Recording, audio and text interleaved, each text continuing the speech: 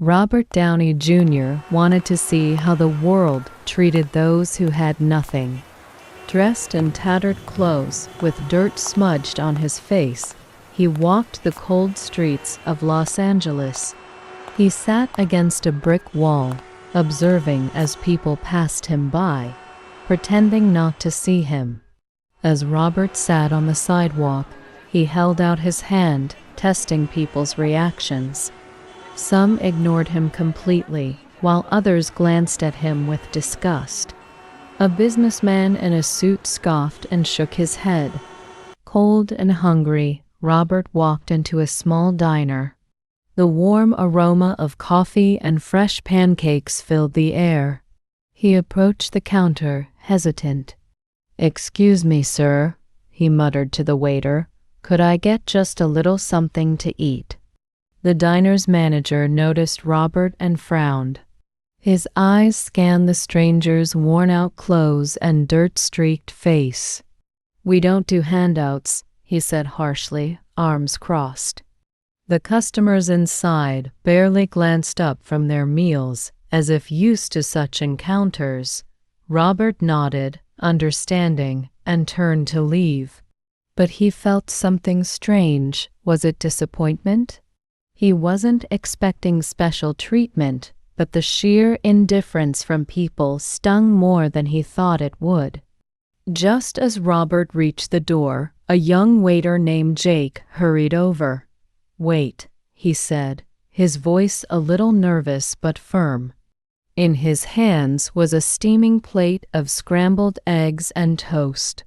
"Here, you look like you need this."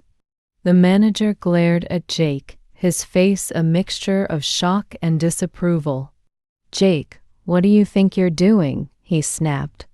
Robert looked at the plate, then at Jake, and saw something rare, genuine kindness, no strings attached. The manager's face darkened as he stepped forward. "We're running a business, not a charity," he said coldly. A few customers nearby glanced up, sensing the tension in the air. Jake stood his ground, his grip tightening on the plate. "I know," he said, his voice steady despite his nerves. "But it's just one meal, and maybe that's all it takes to make a difference." Robert watched the exchange silently. He had played many heroes on screen, but in this moment, the real hero was standing in front of him. Ignoring the manager's anger, Jake pulled out a chair for Robert. "Sit down, eat," he said, as if it were the most natural thing in the world. Robert hesitated. He was used to red carpet treatment, 5-star restaurants, and endless praise. But here, dressed as a homeless man, he was experiencing something different, something real. He sat down, picked up a fork, and took a bite. The warmth of the food spread through him, filling more than just his stomach. Jake sat across from him as if to say, "You're not alone." The manager muttered something under his breath and stormed off. The other customers, once indifferent, were now whispering amongst themselves. Something had shifted in the air. As Robert finished his meal, he looked up at Jake with a small smile. "You didn't have to do this," he said, voice full of sincerity. Jake just shrugged. "Everyone deserves kindness," he replied. Robert reached into his pocket and pulled out a few crumpled bills.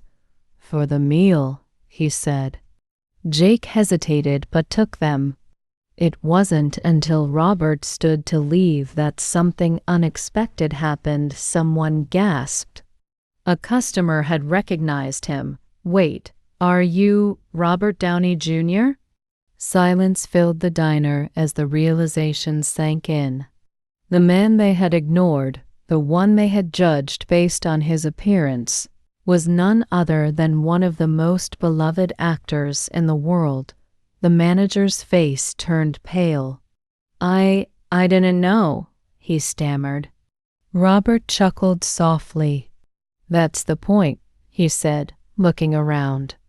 You shouldn't have to know who someone is to treat them with kindness. Jake, still in shock, managed to smile. So, this was all a test?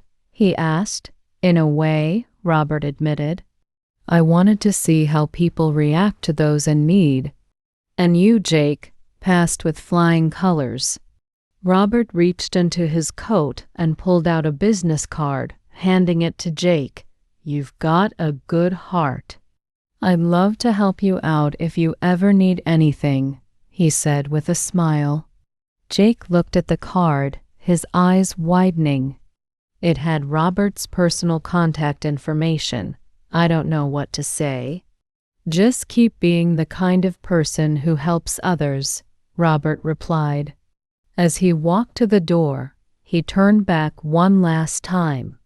Oh, and tell your manager kindness is good for business. With a wink, he stepped outside, disappearing into the city night.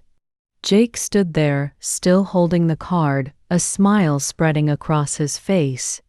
The lesson was clear not just for him, but for everyone in that diner. One simple act of kindness could change everything.